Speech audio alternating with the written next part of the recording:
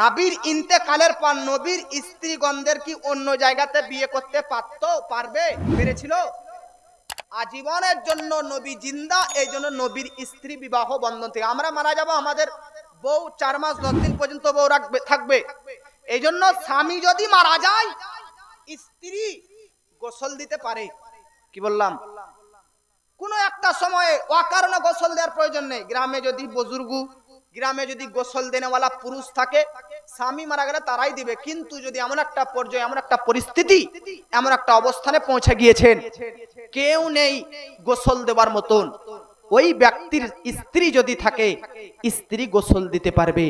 স্বামী ইন্তেকাল করলে স্ত্রী গোসল দিতে পারবে। স্ত্রী মারা গেলে স্বামী গোসল দিতে পারবে কি পারবে না? স্ত্রী মারা গেলে স্বামীরা গোসল দিতে পারবে না।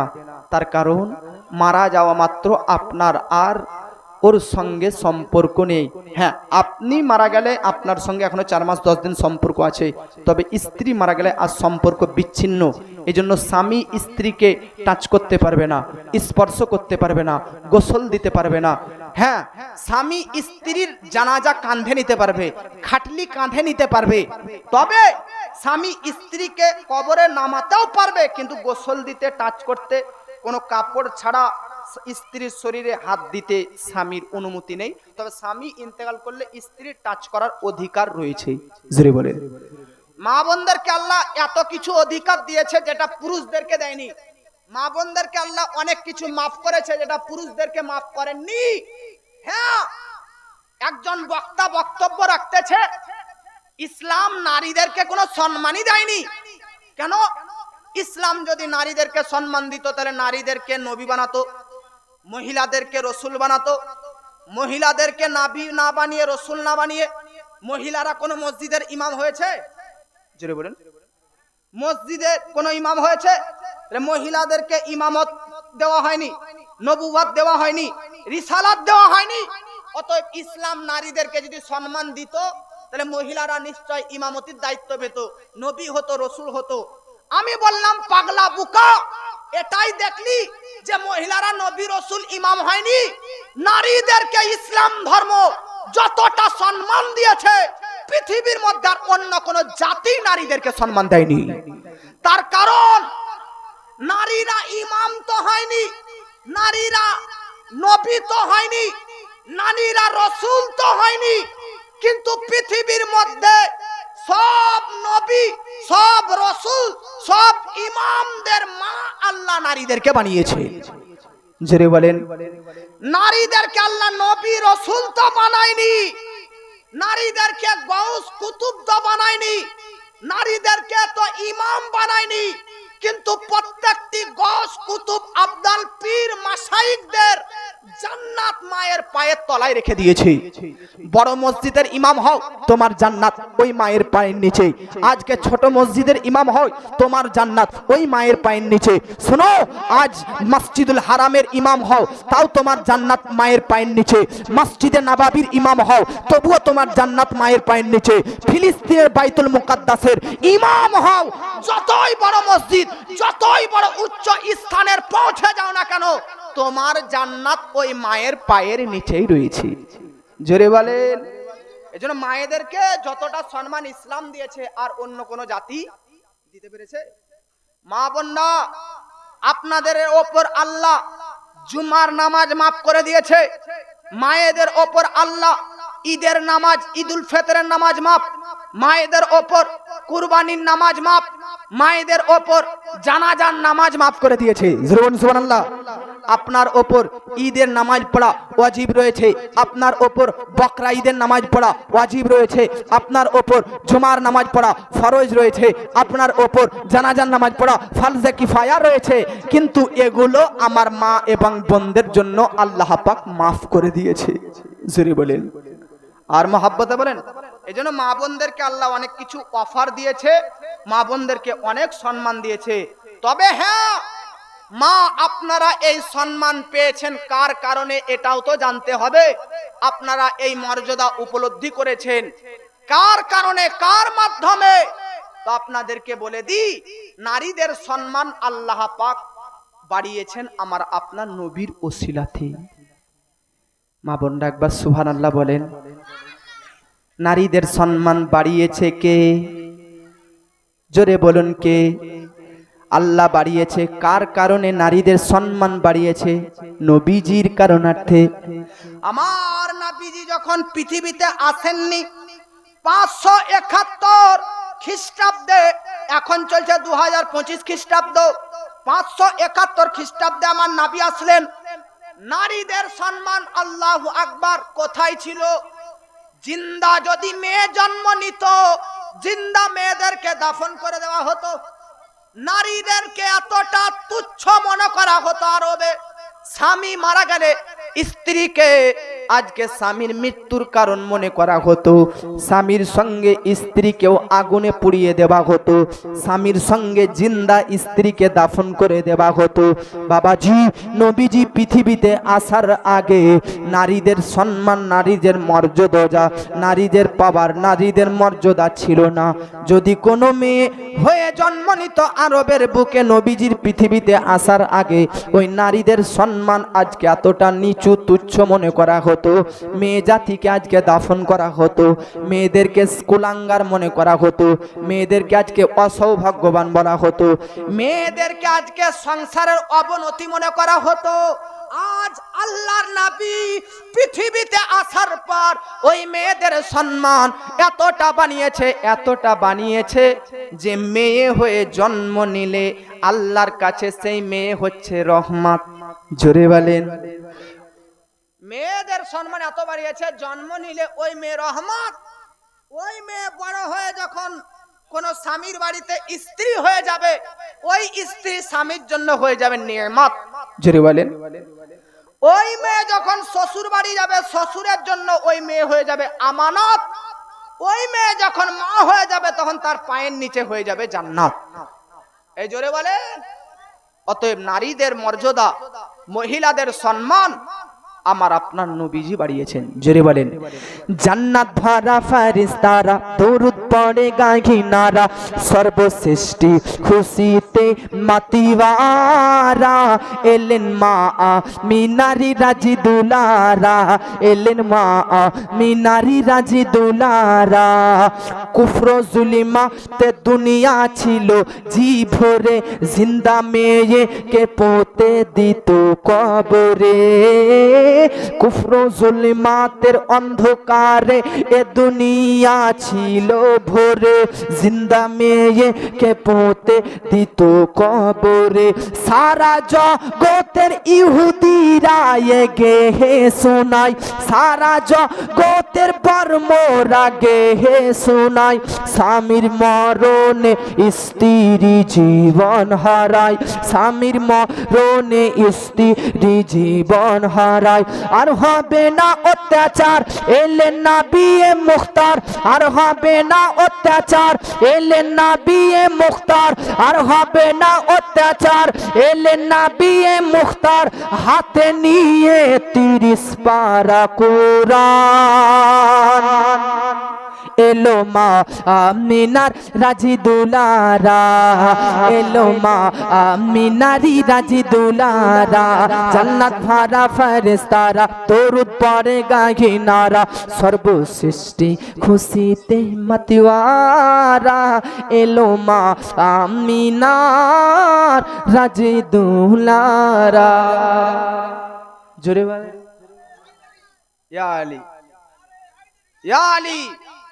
আপনারা যতটা সুবহানাল্লাহ না বলছেন তার চাইতে দ্বিগুণ চা লাগছে খাচ্ছেন গো। সুবহানাল্লাহ যতটা না বলছেন চা বেশি হয়ে যাচ্ছে। বাহ, এখানকার কমিটিদের সিস্টেম দেখে খুব ভালো লাগলো। শ্রোতাদেরকে বারবার চা দিচ্ছে, একবার হলো না বারবার দিচ্ছে। দেওয়া হয়নি একবারই ভাই, ওটাই কত জায়গাতে দেওয়া হয় না। মালদা জেলার মধ্যে খুব কম দেখেছি যে এরকম তিরপল বিছিয়ে বসতে দেওয়া হয়েছে, খড় বিছিয়ে বসতে দেওয়া হয়। আপনাদের সম্মান দেখুন, কমিটিদের পক্ষ থেকে তিরপল বিছিয়ে সুন্দরভাবে বসেছে। লাগছে বরযাত্রী এসেছেন, মা বোনরা লাগছে সব কয়লা যাত্রী এসছে গো, বিবি খানা এসেছেন এত সুন্দরভাবে। আর আমার ভাইজানটা একবার বরের বন্ধুর মতন এসেছে, চেয়ারে বসে আছে সব, এতটা সম্মান দিয়েছে। জালসার কমিটিরা বাস্তবিক খুব ভালো ব্যবহার, ব্রাদার খুব সুন্দর করেছেন। আলেম ওলামাকেও খুব ভালোবাসেন। তাই জালসার কমিটিরা আমাকে ভালোবাসে, আপনাদেরকে ভালোবাসে, আমাদের তরফ থেকেও হাজার ফুলের মালা ভালোবাসা তিনাদেরকেও দিলাম নাকি। আল্লাহ পাক এই জালসার জন্য যিনারা কর্মী হিসাবে কর্মচারী যিনারা কাজ করতেছেন সকল কমিটিদেরকে নেক হায়াত দান করুক, বলুন আমিন। এবার একটা শব্দে, যেমন চা পান করলেন এক গ্লাস করে, একটা শব্দে বলুন নারীদের সম্মান কার কারণে বেড়েছে? এক বাক্যে নবী শব্দটা বলতে পারো না। যদি মা বোনদেরকে বলতাম আপনারা বলেন তো এত জোর বলতো পুরো চৌধুরী পাড়া কেঁপে উঠতো, কিন্তু মা বোনদের জোরে সুবহানাল্লাহ বলা জায়েজ নাই বলে বলে না। হ্যাঁ, আপনি বলবেন হুজুর আপনি কি করে বুঝলেন যে এই মা বোন এত জোরে বললে চৌধুরী পাড়া কাঁপবে? তো আমার যতটা গবেষণা যদি ওই মুড়ে মা বোনরা ঝগড়া করে তো এখান থেকে আওয়াজ পাওয়া যাবে নাকি। ঝগড়ার টাইমে মা বোনদের গলার ভয়েস আওয়াজ টন এতটা উঁচু হয়ে যায়, এক পাড়া থেকে আর এক পাড়া যদি শোনা যায় তো এই তো সামনে 2 মিটার দূরে আছে সুবহানাল্লাহ বললে গম গম করবে গো। তবে মা বোন সুবহানাল্লাহ আলহামদুলিল্লাহ আল্লাহু আকবার জোরে বলা যদি না জায়েজ হয়, তাহলে ঝগড়ার টাইমে কত ভালো মন্দ কথা বলেন ওইগুলো কি জায়েজ হবে? জোরে বলেন জায়েজ হবে? নারী আপনাদের কথা বললাম, আপনাদেরকে আল্লাহ অনেক অফার করেছে, অনেক জিনিস মাফ করে দিয়েছে। তবে হ্যাঁ, মা বোনদেরকে আল্লাহর নবী যখন মেরাজের রাত্রিতে ভ্রমণ করে জাহান্নামের মধ্যে আমার নবী বলতেছে পুরুষ অপেক্ষা নারীদেরকেই বেশি দেখতে পেলাম। কাদেরকে দেখতে পেয়েছিলেন? নারীদের এতটা সম্মান মর্যাদা, তবুও নারীদেরকে জাহান্নামে এত বেশি কেন? নারীরা কয়েকটি কারণে জাহান্নামী হয়। 1 নম্বর কারণ, নারীদের মধ্যে বেশি গীবত হয়। কি হয়? यार কথা ওকে লাগা, यार কথা ওকে লাগা। হ্যাঁ বউ আমার শাশুড়ি এরকম, শাশুড়ি বলবে আমার বউ এরকম, ই পাড়া শাশুড়ি উপাড়া শাশুড়ি, ই পাড়ার বউ উপাড়ায় বউ, এই লাগা লাগি লাগান ভেজান, পরনিন্দা পরচর্চা গীবত। আল্লাহর নবী বলতেছে গীবত মানুষের ঈমানকে এমন ভাবে খায়, আগুন যেমন কাঠকে পুড়িয়ে ছাই করে দেয়, গীবত মানুষের ঈমানকে খেয়ে নষ্ট করে দেয়। এইজন্য নারী জাতির মধ্যে গীবত পরনিন্দা পরচর্চাটা খুব কম। এক নারী ছিল যে নারী তাহাজ্জুদ পড়তো, প্রতিটি দিন আল্লাহর ইবাদতে ধ্যানে বসে থাকতো। ওই নারীর ইন্তেকালের পর তাকে কবরের মধ্যে আগুনের মধ্যে নিক্ষিপ্ত করে তাকে শাস্তি দেওয়া হচ্ছে। কোন একজন ব্যক্তি স্বপ্নে জিজ্ঞাসা করলো এত ইবাদতকারিনী ছিলে, আজ তুমি এত শাস্তিতে নিযুক্ত কেন? ওই নারী সব ভালো ছিল, একটাই গুণ খারাপ ছিল, সেটাই হচ্ছে গীবত করা। এজন্য মা বোন আপনাদেরকে বলে দিই, শাশুড়ি আপনার যেরকমই হোক, আর শাশুড়িরে আপনাদেরকেও বলছি, আমার শাশুড়ি নয়, আপনাদের ইনাদের শাশুড়ি, আপনাদের শাশুড়িদেরকেও বলছি, বউ যেরকমই হোক, বউয়ের খারাপ চরিত্রগুলো অন্য বাড়িতে বলবেন না। বউরা আপনাদের শাশুড়ি যেরকমই হোক, আপনার শাশুড়ির খারাপ গুণ আপনার মায়ের বাড়িতে অন্য নারীদেরকে বলবেন না। বউ ভাববেন মা ফেলে এসেছি আর একটা মা পেয়েছি, শাশুড়ি ভাববেন এক মেয়ে গিয়েছে তো বউ হিসাবে আর এক মেয়ে পেয়েছি নাকি। ইনারা বুঝতেই চাই না। কোন বউ যদি নিজের শাশুড়ির গুণকীর্তন খারাপ বর্ণনা অন্য পাড়াতে বলে তো তারই ঘরের বদনাম হচ্ছে কিনা? নিজের ঘরেরই বদনাম হয়, কিছু কি হয় না। তো এমন নারীদের জন্য ধ্বংস নেই যে নারীরা নিজের ঘরে নিজে আগুন লাগায়, নিজের ঘরের বদনাম, নিজের ঘরের খারাপ দোষগুলো ত্রুটিগুলো আজকে অন্যকে বর্ণনা করে সেই নারী ধ্বংস হবে না তো কেন হবে না? এই জন্য আপনাদেরকে বলতে চাই, প্রত্যেকটি শাশুড়ি এবং বৌমাকে, প্রত্যেকটি মা বোনদেরকে এক অপরের মহব্বত নিয়ে প্রেম প্রীতি নিয়ে থাকবেন, ইনশাআল্লাহ আপনাদের সংসারে বরকত ফুটে উঠবে। বলুন ইনশাআল্লাহ, বলুন ইনশাআল্লাহ। আর আমাদের মতন ছেলেরা এই মিডিলে পড়ে গিয়েছি। মিডিলে মাকে যদি বউর পক্ষ থেকে কথা বলি তো বউ ভাববে দেখ আমার পক্ষ নিলে না। বউকে যদি কিছু বলি মা খুশি হবে, মাকে কিছু বললে বউ খুশি হবে, বউকে কিছু বললে মা খুশি হবে। এই জন্য বাবাজি শাশুড়িকে, মাকে কিছু বললে বউ দুঃখ পাবে, বউকে কিছু বললে আজকে মা খুশি হবে। এই জন্য মিডিলে পুরুষরা পড়ে গিয়েছে। কি করব? এই জন্য সঠিক পুরুষ তো সেই হবে যে দুটোর মধ্যে ব্যালেন্স রাখবে। বউকে বউয়ের মতন অধিকার, মাকে মায়ের মতন অধিকার। তবে হ্যাঁ, কোনো দিকে যদি মা আর বউর মধ্যে ঝগড়া হয়, মনে রাখবেন বউকে একটু কথা শোনাবেন তবুও ভালো, কিন্তু ভুলেও মাকে কখনো কথা শোনাবেন, মাকে কখনো ধমক দিবেন, মাকে কখনো উচ্চ কণ্ঠে কথা বলবেন না। আরে বউ তো আপনার বিজনেস দেখে এসেছে, বউ তো আপনার ক্যারেক্টার দেখে এসেছে, বউ তো আপনার সম্পদ দেখে এসেছে, বউ তো আপনার টাকা দেখে এসেছে, বউ তো আপনার বিল্ডিং দেখে এসেছে। যে সময় আপনার বিল্ডিং, আপনার রূপ, আপনার বডি, আপনার দেহ, আপনার জামা পোশাক কিছু ছিল না, ওই বাল্যকালে আপনাকে আপনার মা বড় করেছে। আরে মাই তো প্রথম শিক্ষক যে আপনাকে কথা বলা শিখিয়েছে, মাই তো প্রথম ডাক্তার যে আপনার চিকিৎসা করেছে, মাই তো আপনাকে কিভাবে চলতে হবে হাঁটা শিখিয়েছে। সেই মাকে যদি ধমক দিয়ে কথা বলেন তো আল্লাহ পাকের আরশে মুআল্লা পর্যন্ত কেঁপে যাবে। মাকে যদি একটা কটু কথা বলেন, 1 মাস ধরে ওই মা কটু কথাটা বুকে নিয়ে কতটা কষ্ট পেতে থাকবে। কিন্তু বউকে যদি আজ একটা কটু কথা বলেন, রাত্রে ঘুমাবার টাইমে এমন ফুসলাবেন দেখবেন ভুলে যাবে, কিন্তু মাকে তো ফুসলাতে পারবেন না। এই জন্য আপনাদেরকে বলে দিই, ইসলামিক মেসেজ এগুলো আপনাদেরকে বলতে চাই, মা এবং বউ দুটোকে ব্যালেন্সে রাখবেন, সবচাইতে ভালো। তবে যদি এদিক ওদিক হয় তো বউকে একটু যদিও বা চোখ দেখাবেন, কিন্তু মাকে ভুলেও না। সর্বদা মায়ের সামনে মাথা নিচু করে সর্বদা মাকে বেরাদার নর্ম স্বরে সভ্য বজায় রেখে আদর্শর সহিত কথা বলবেন। আল্লাহ রাব্বুল আলামিন আপনার জান্নাত আপনার মায়ের কদমের তলেই রেখেছে, বলুন ইনশাআল্লাহ। বাবাজি আপনাদেরকে বলতেছিলাম বেরাদার, মিল্লাতে ইসলামিয়া নবীজির বিধান আর উম্মতের বিধান এক নয়। কোন কথা থেকে কোন কথা আসলো? তাহলে বেরাদার আমরা কয়েকটা কথা জানলাম। নবীজির জানাজা আমাদের জানাজা আলাদা। নবীজির জানাজা বেরাদার লেট হতে পারে, কোনো সমস্যা নাই, কিন্তু উম্মতের জানাজা যত তাড়াতাড়ি পারো তত তাড়াতাড়ি জানাজা পড়ো। নবীজির আজকে বিধান, নবীর ইন্তেকালের পর নবীর স্ত্রীগণ অন্য জায়গায় বিবাহ করতে পারবেন না, কিন্তু আপনাদের ইন্তেকালের পর মারা আমার 4 মাস 10 দিন পর অন্য জায়গাতে বিবাহ করতে পারবে।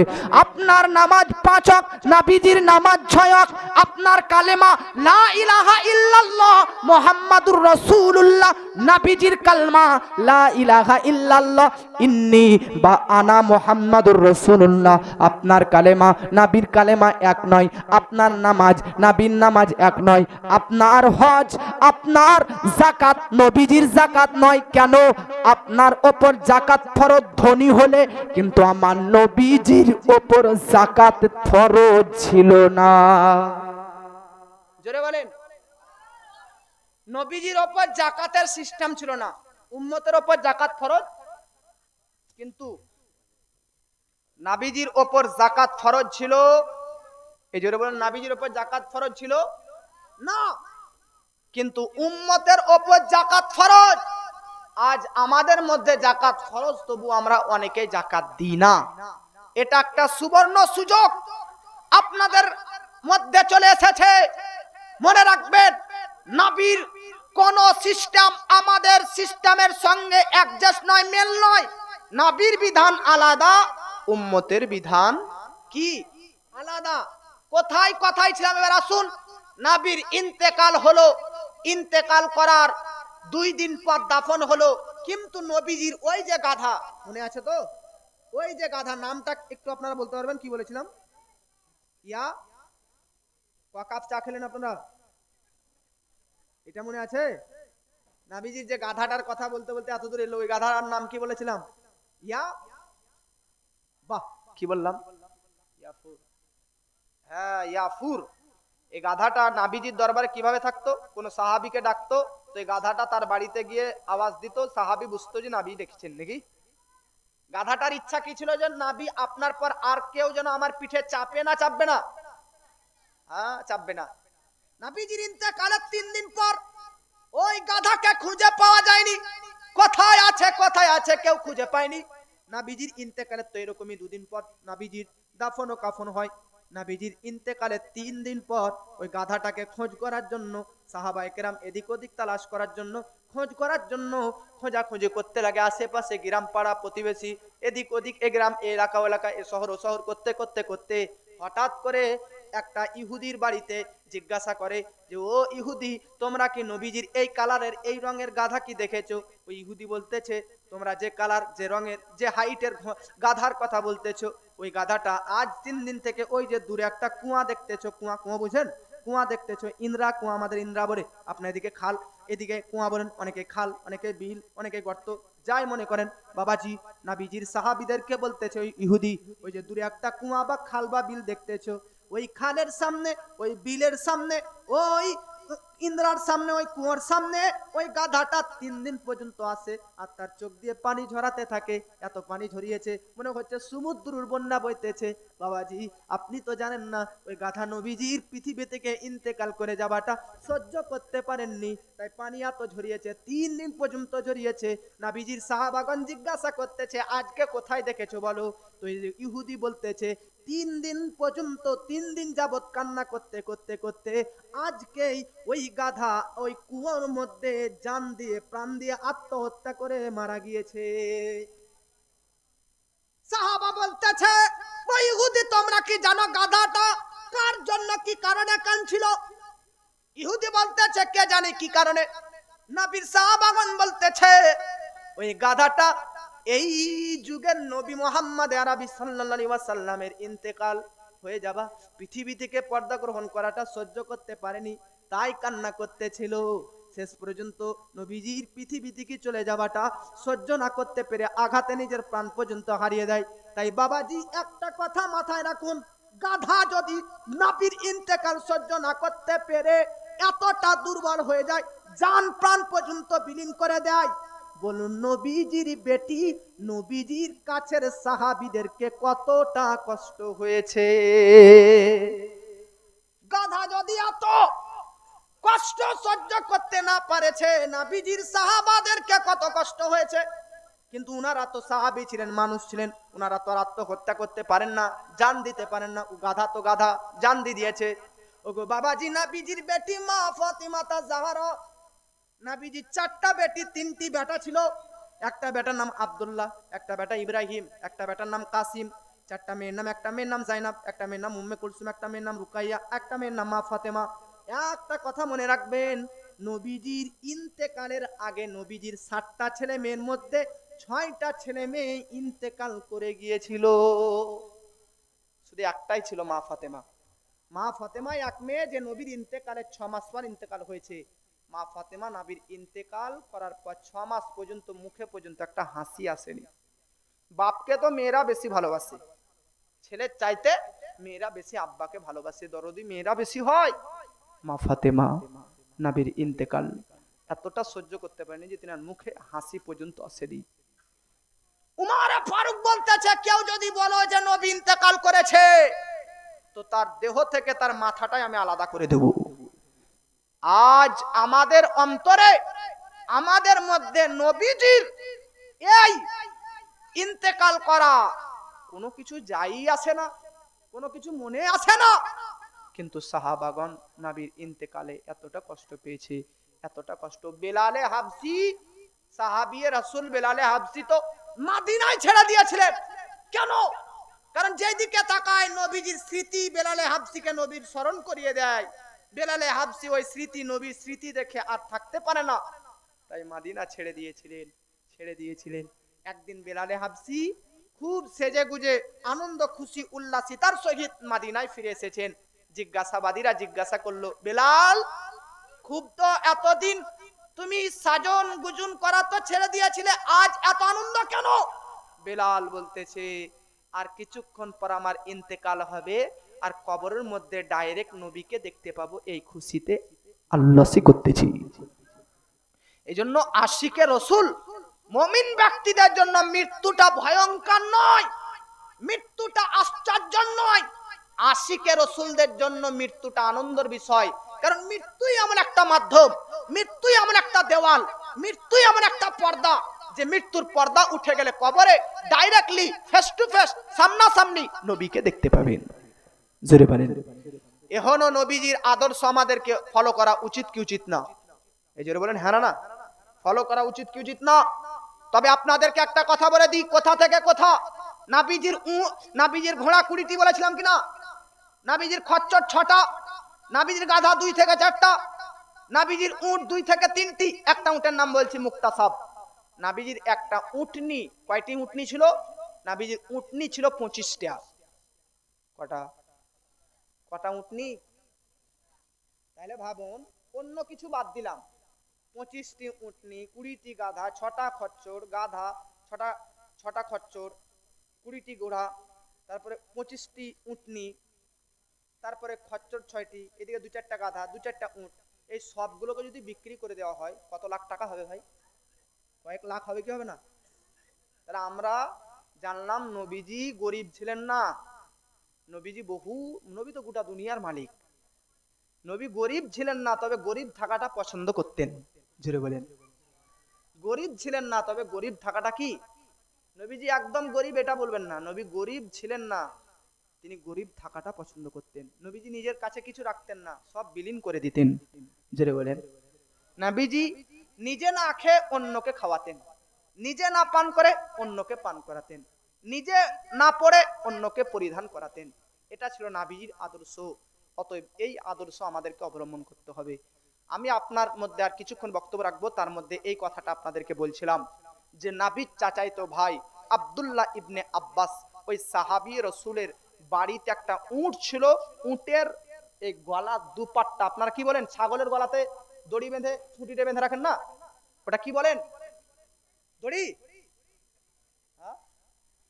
যাই হোক, আমার ভাষা বুঝতে পারছেন কিনা? আপনারা শিক্ষিত মানুষ, আমরা অশিক্ষিত মূর্খ মানুষ। তো নবীর চাচাইতো ভাই, এই কথাটা শুনেন, তারপর আসছি।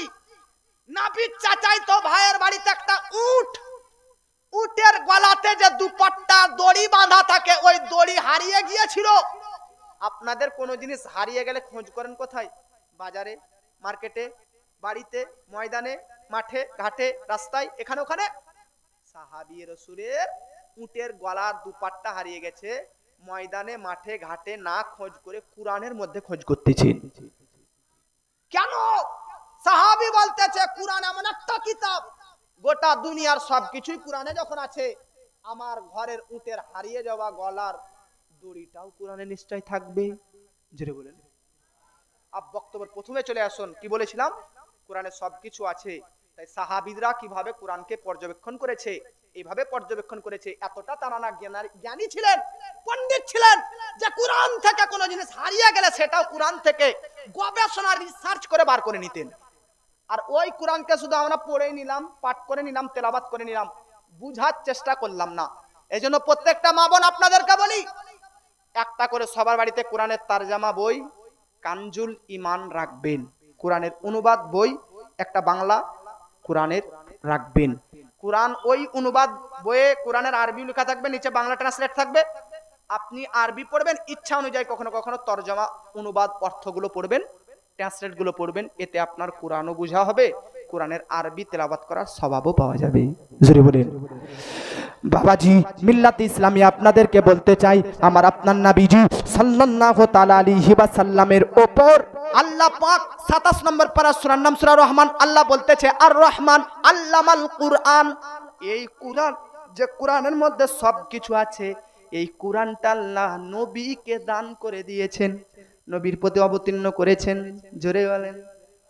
দুনিয়াতে আছে যত মধু আর চিনি, সব থেকে বেশি মিঠা কোরআনের বাণী।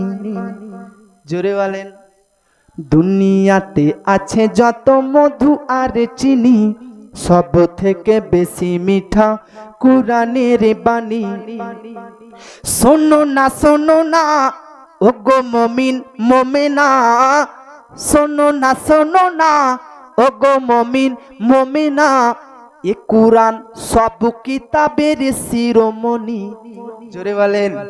দুনিয়াতে আছে যত মধু আর চিনি, সব থেকে বেশি মিঠা কুরআনের বাণী।